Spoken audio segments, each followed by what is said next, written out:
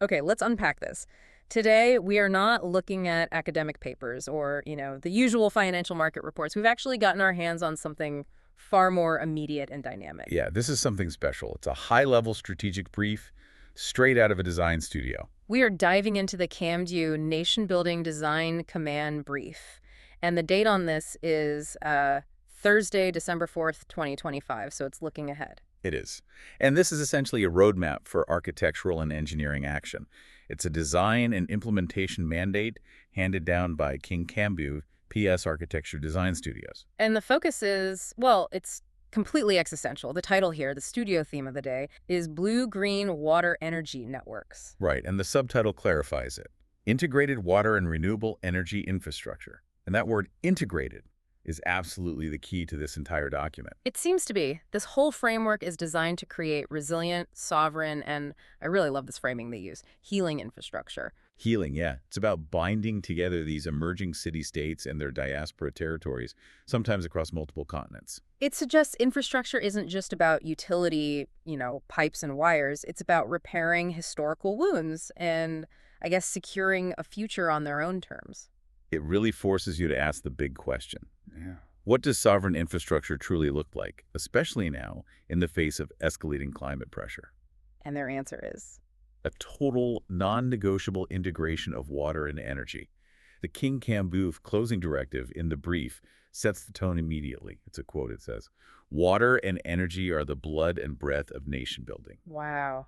That's a powerful metaphor. It really elevates infrastructure from just a technical delivery problem to like a biological imperative. It does. And the goal that follows from that is just as clear. It says, "Neither thirst nor blackout will define our people's fate." So this is about survival, first and foremost, but it's also about political independence, right? Control your own power, control your own water, control your own destiny. Absolutely. The global mandate that they use to justify this massive undertaking is, well, it's stark. They're looking at climate change intensification, chronic water scarcity, energy insecurity. The big ones. The big ones. And also the immense service gaps that have plagued communities for decades. These challenges are just too large and too interconnected to be solved with, one-off isolated projects. Right. You can't just build a dam over here and a solar farm over there and hope they work together. You can't. The brief explicitly states that a unified blue-green water energy network isn't a luxury. It's defined as survival infrastructure. It has to withstand the shocks that are not just coming, but are already here. But survival infrastructure on this kind of scale, I mean, that requires a massive financial mobilization. This isn't just a design exercise, is it? It's a political and economic one. It is, completely. And the source pulls no punches on the financial gravity of the situation. It quotes the critical context that Africa, just Africa alone, requires roughly 155 billion US dollars. 155 billion. Annually. Wow. Annually. That is a staggering figure. It's a deliberate, targeted figure. It's designed to shock the system. This whole plan, including a continental strategic investment framework we'll get into later, is specifically designed to mobilize that kind of capital. So it's a pitch document, in a way. It's a pitch document to the world, yeah. Yeah. It's designed to capture the high-level political attention you need to shift investment flows away from these fragmented small projects and towards systemic network-scale solutions. Okay, so we have the ambition, we have the existential justification, and we have the very large price tag. Let's define the tools. When they talk about this blue-green network, what specific components are they demanding their designers integrate? The beauty of the blue-green concept, I think, is how it combines high-tech engineering with nature-based solutions. It's not one or the other. It's a hybrid. It's a deliberate stack, a stack of integrated systems. So you see things like desalination plants paired directly with utility-scale solar farms. Oh. You see natural water reuse wetlands combined with community sanitation hubs. You see hybrid hydro-solar mini-grids for rural areas. Proactive coastal aquifer recharge strategies. Wait, what's that? Aquifer recharge? It's basically actively pumping treated water back into the ground to refill the natural underground water reserves, the aquifers, to fight against saltwater intrusion and create a buffer for droughts. I see. So you're banking water for the future. Exactly. And the list goes on. Ecological blue-green corridors that serve as infrastructure buffers in public spaces, it's all woven together. So this isn't just renewable energy or just water management. It's fundamentally treating them as two sides of the same coin. You can't solve one without the other. Precisely. Renewable energy It needs stable water for cooling, for maintenance, for hydro integration. And conversely, water treatment, especially something energy hungry like desalination, relies heavily on cheap, secure, renewable power. They reinforce each other's resilience. That's the idea. The two systems have to make each other stronger. And that dynamic setup leads directly to what the brief calls the rotating master challenge for the design studio. Okay, what's that? They're not just asking for technical efficiency. They are being asked to deliver environmental performance and systems integration that are, and these are their words, regenerative, ecological, and culturally sovereign. So it's a mandate to reimagine the traditional pipes and wires, the purely technical stuff, as a community asset. Exactly. They are testing how structural engineering can become regenerative, how it can foster community identity, restore local ecology, and deliver real sovereignty rather than just delivering a utility bill at the end of the month. That's the critical tension we need to hold on to throughout this deep dive. It's this balance between the massive financial input needed for that $155 billion vision and the delicate local management, the maintenance, the community trust, what you could call the fidelity, that's required to keep any one of these integrated schemes actually running 20 years down the line. Finance versus fidelity. That's a great way to put it. We'll see that tension play out immediately, I think, as we dive into the 10 design schemes they've laid out. Okay, let's move to the tactical implementation. We can start with Focus 1. Coastal resilience and sovereign water access. It makes sense. If climate change hits hardest at the shoreline, that's where you need the most resilient infrastructure first. We begin with Scheme 1, and it's focused on hybrid desalination in Dakar, Senegal. The context here is urgent. Coastal cities all over the world, but Dakar specifically, have massively overstressed their aquifers. So they're pulling out too much fresh water from the ground. Way too much. And when you do that near the coast, it leads to salinization. Salt water from the ocean literally seeps into the ground to fill the void, making the remaining groundwater unusable, sometimes permanently. So the project here is to develop a hybrid desalination system. That means it takes seawater and makes it drinkable, and it's powered primarily by solar. Correct. To distribute water to coastal Dakar, and critically, this is a point they emphasize, to low-income neighborhoods. It's a direct attempt to take the pressure off those dying aquifers and secure a sovereign water source that's completely independent of rainfall cycles. And the deliverables they're asking for, they push the designers way beyond just some schematic drawings, right? Oh, far beyond. They're demanding structural details for the pump stations and the really complex intake and outtake systems, and they specify the scale. Pause on that for a second.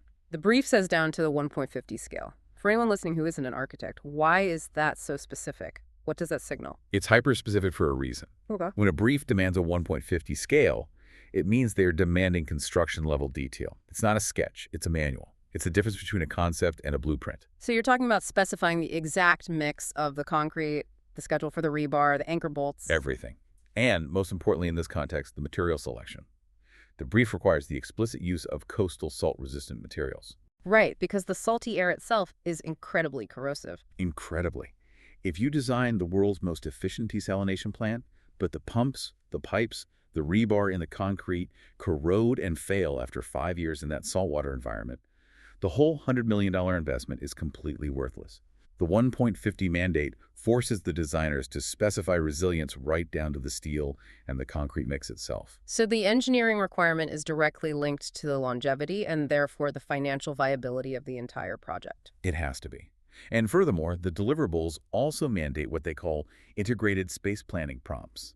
Things like public sanitation kiosks, water filling points for the community, and even water reuse irrigation zones for local urban gardens. It's about making the new infrastructure a visible, usable civic amenity, not just a fenced-off industrial plant. Yes, it has to be part of the community fabric. Okay, so let's get to the critical analysis part. The brief mentions precedent success versus caution.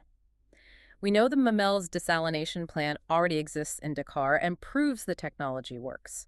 So what's the Achilles heel lesson the brief is warning them against?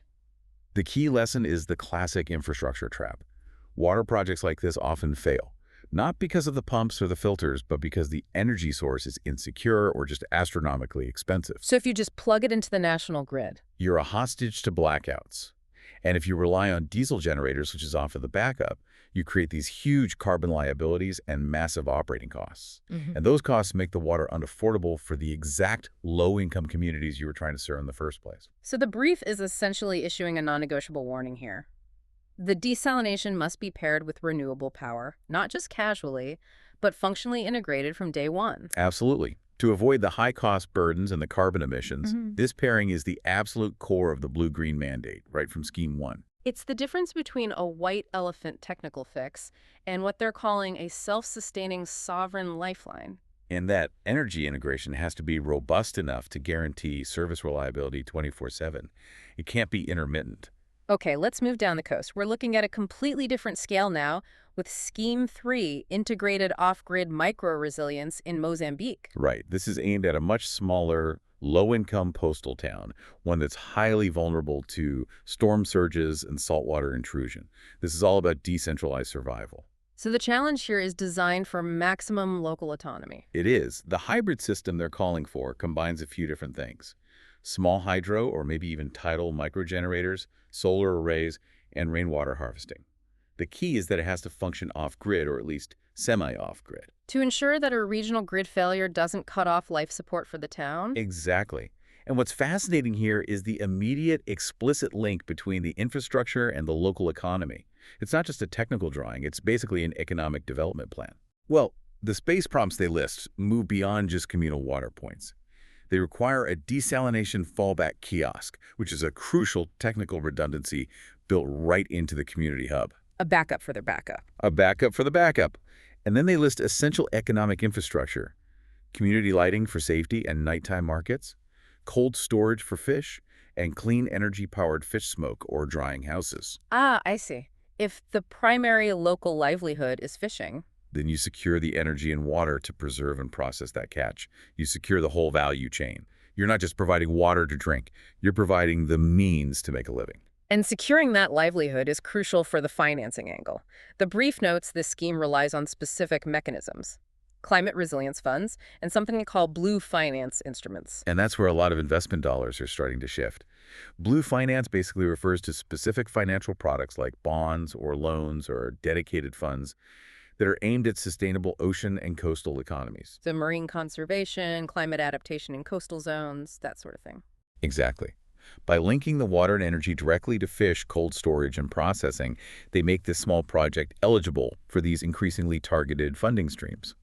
And those funds are often less risk-averse than traditional development loans. And that funding is conditional on local management, I see. They mandate local labor and the formation of community energy water co-ops for long-term control. And this is where that tension we talked about between global finance and local fidelity really comes into focus. How do you mean? The financing can flow from these big global instruments, but the longevity of that million-dollar project hinges entirely on the effectiveness of a small local co-op to manage the day-to-day. To collect the fees, handle repairs, order spare parts. The unglamorous work. The completely unglamorous but absolutely essential work. Okay, now let's cross the Atlantic. The brief takes us to Scheme 7, Afro-Atlantic Diaspora Coastal Infrastructure in the Caribbean. This is focused on vulnerable Afro-diaspora communities facing intense storm risk and sea level rise. The mandate here is layered. Resilience is necessary, of course, but it must be delivered with equity, genuine community ownership, and what they call cultural continuity. So the infrastructure should be a supportive layer, not a force for homogenization or displacement. Right. It shouldn't erase the local culture. It should protect it. The technical integration here, again, combines rainwater harvesting, solar and wind, and sanitation blocks. But the deliverables also include space prompts for community shelters and public gathering or even ritual spaces right next to the technical facilities. It's an explicit integration of social infrastructure with the physical defense systems.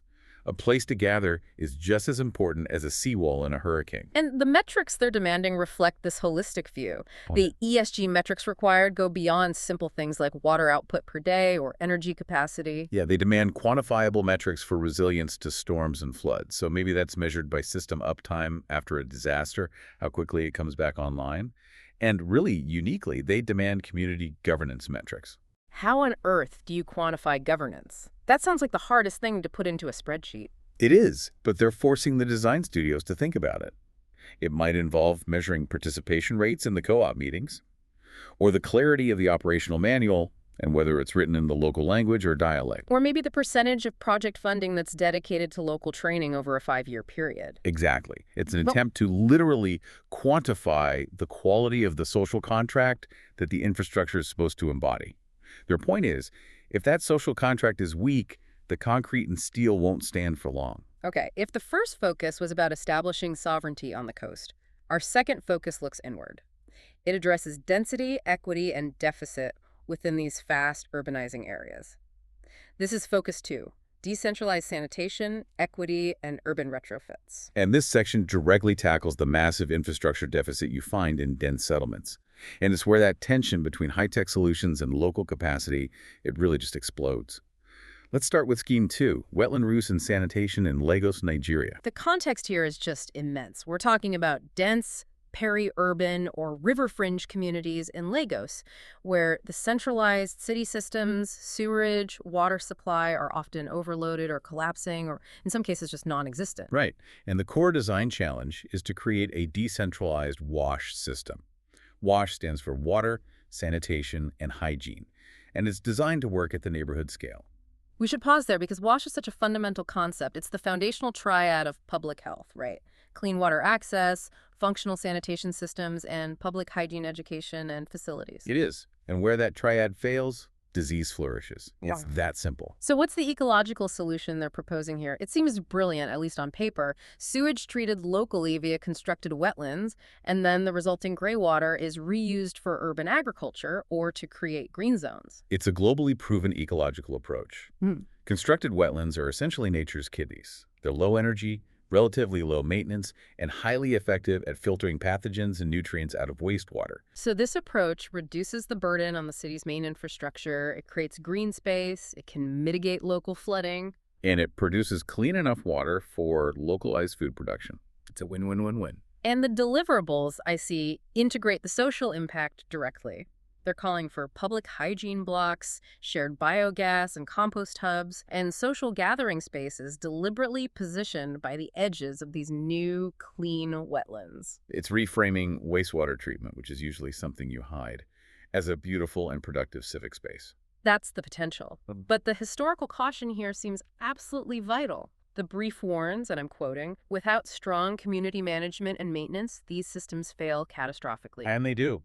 Let's delve into that failure mechanism. Why does a low-tech, nature-based solution like this so often fail at the local level? What actually goes wrong? It's usually a fragmentation of responsibility. A municipal department or an NGO might come in and install the wetlands, which is the big, visible, ribbon-cutting part of the project. But then, who cleans the filters a year later?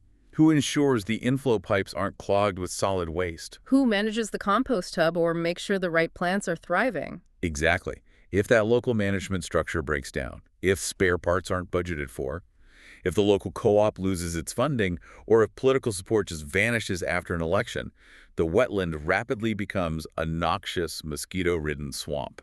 It becomes far worse than the original problem. So the entire system depends on continuous, boring, local fidelity. It does, and that brings us right back to our central conflict.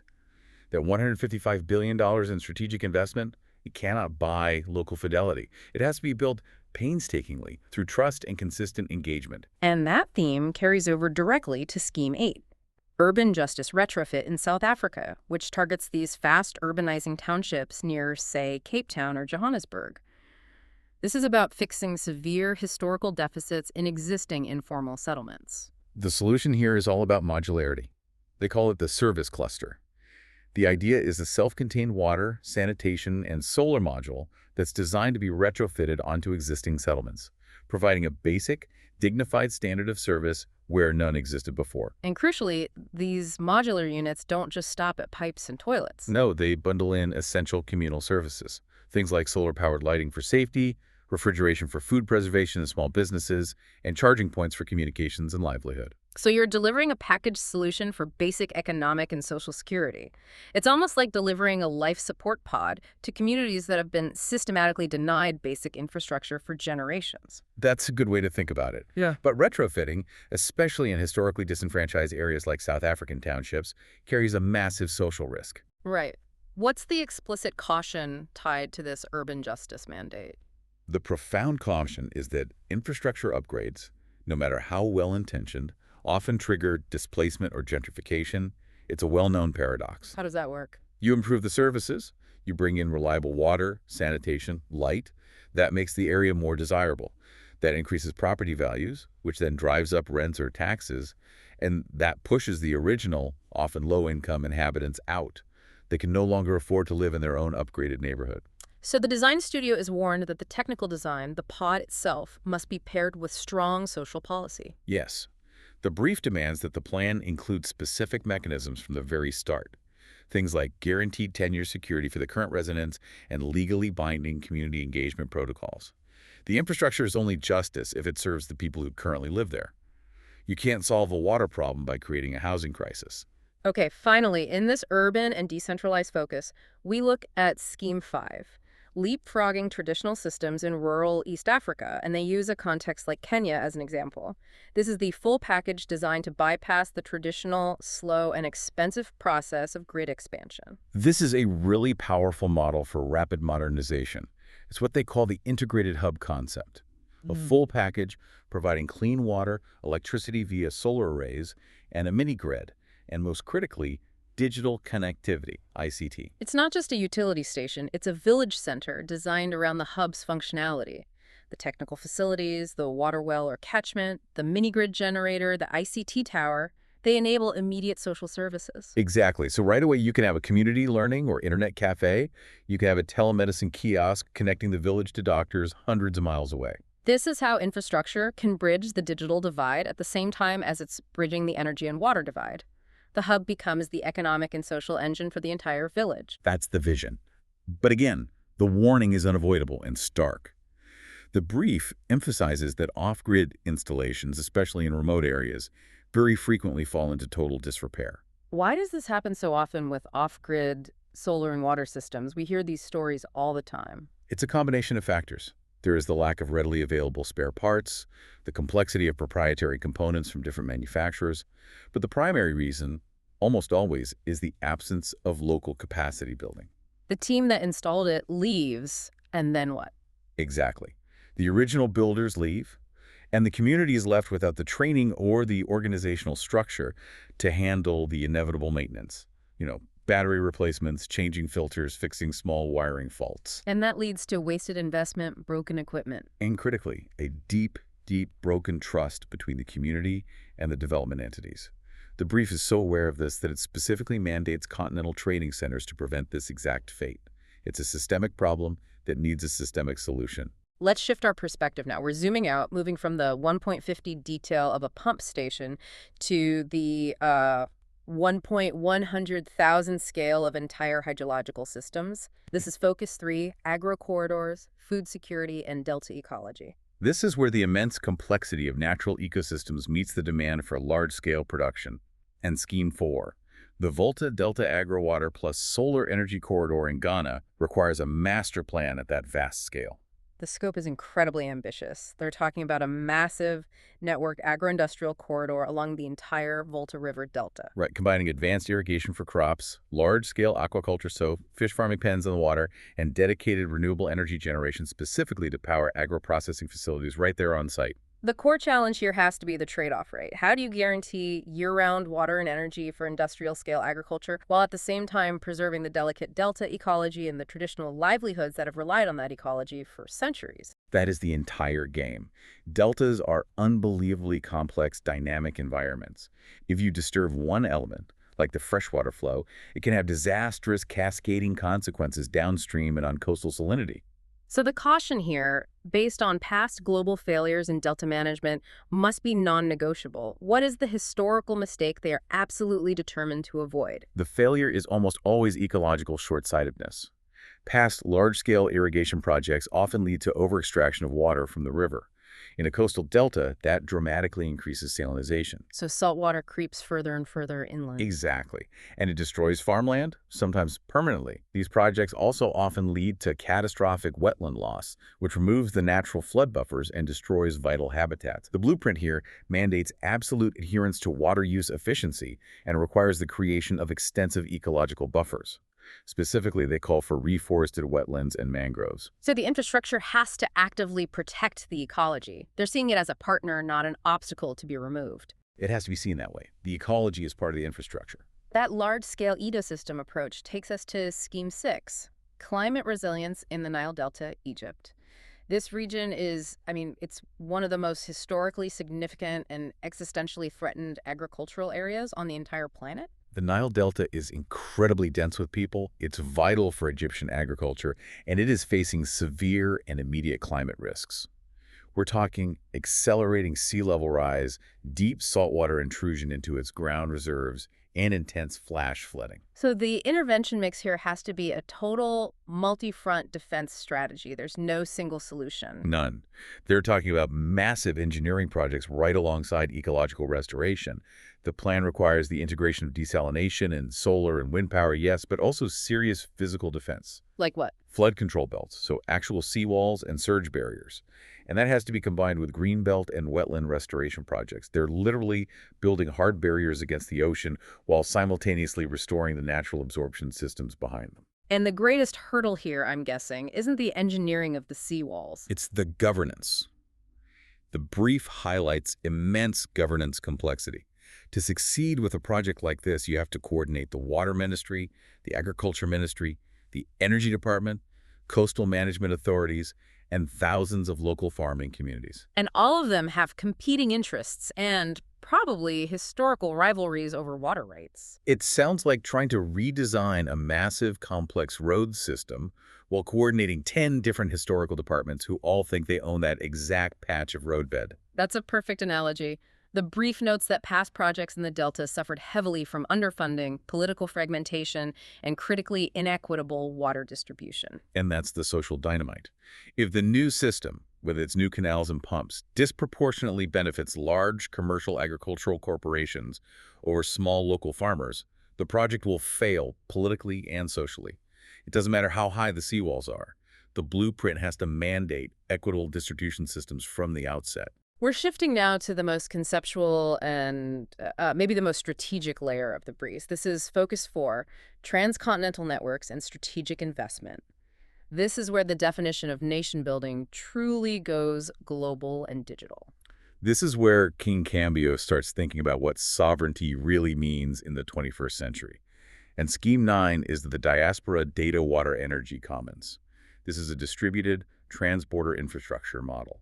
And it's conceptually linking Afro-diaspora hubs. They mention major East Coast U.S. cities as an example with West African ports. It's a revolutionary concept. It moves beyond just the physical infrastructure of pipes and grids, and it layers in data sovereignty, decentralized data centers, and the strategic circulation of capital through what they call circular remittance flows. So they're saying that the digital economy, energy, and water are inseparable layers of modern sovereignty. Yes. The goal is to tie diaspora capital, technology, and knowledge directly to physical infrastructure development on the continent, but in a way that bypasses traditional, often extractive, financial intermediaries. Okay, so what does one of these nodes actually look like? The integrated node typology they're demanding is complex. It's a hub that contains solar or wind power generation, water treatment and storage facilities, and, critically, built-in data server mounting and cooling systems. But the truly elegant integration here is the thermal connection. They mention the reuse of waste heat from the data servers. How does that make the water treatment more efficient? It's brilliant, really. Data centers consume immense amounts of power, and they produce massive amounts of waste heat as a byproduct. It's essentially a free, high-volume heat source. Okay. So in a blue-green node like this, that waste heat can be channeled to enhance the efficiency of water treatment processes. For instance, in certain filtration or water sterilization processes like pasteurization, preheating the water with that free heat significantly reduces the overall energy demand of the entire treatment system. It's a perfect symbiotic circular infrastructure model. The data node powers the digital economy, and its main byproduct, heat, reduces the energy cost of producing clean water. It's infrastructure eating its own byproducts to become more efficient. But, as we've noted, transnational projects like this carry staggering implementation risks. The brief acknowledges that. Oh, yes. The risk assessment section notes the high complexity, the coordination risks across multiple national jurisdictions, and the challenge of navigating vastly differing legal and economic contexts. So what's the key to success? The brief says it relies on building deep trust and robust governance structures between diaspora groups, local governments, and central states. And the funding must be resilient, relying on things like diaspora pooled remittances and dedicated impact investment, which requires long-term fidelity from both the investors and the communities receiving the investment. Finally, we address the macro level. Scheme 10, the Continental Strategic Investment Framework. This is the highest level plan of all. The KING-KAMBUF Continental Water Energy Sovereignty Plan 2050. This is the financial and political scaffolding for everything else we've discussed. This plan is what's designed to make that $155 billion annual investment goal credible.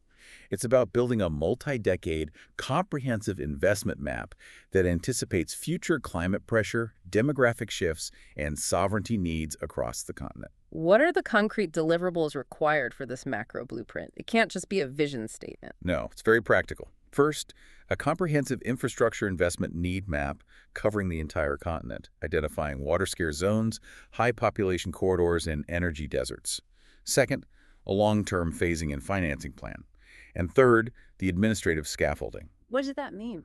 A comprehensive policy and governance framework outlined to ensure coordination between nations. They need to outline a system where countries agree on shared standards for technology and operational protocols, so that the grid in one country can seamlessly connect to the grid in another. And to execute a continental strategy like that, you need talent at a continental scale. That brings us to the workforce capacity mandate. This is absolutely critical for future self-reliance. The plan requires the establishment of continental training centers for renewable energy and water engineering. This isn't just basic vocational training. It's about establishing cross-national exchange programs and leveraging diaspora-led knowledge transfer to rapidly upskill a whole generation of engineers and technicians. The people who can actually build and, more importantly, maintain these complex integrated systems. Exactly. And the historical caution associated with this kind of massive continental framework has to be addressed head-on. What's the biggest risk? It is, and always has been, fragmented, piecemeal projects.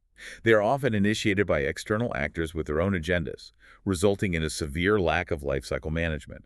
Projects get built, there's a ceremony, and then the maintenance fails within a few years. So the plan must mandate coordinated continental frameworks, unified governance standards. And it has to budget for the entire lifecycle, not just the glamorous build-out phase. Otherwise, that massive potential investment dissolves into a continent-wide graveyard of broken infrastructure within a decade. Before we move to the final provocation, I just want to briefly return to those action instructions. I think it really illustrates the rigor that was required of the design studios working on this. The required technical depth is astonishing. They divide the work into two categories. Short studies, which focus on the modular detail and local implementation, like the 1.50 scale pump station we talked about. Right. And then long commissions, which focus on the systemic network scale impact, like that 1.100,000 scale Volta Delta master plan. And the final piece of the accountability puzzle.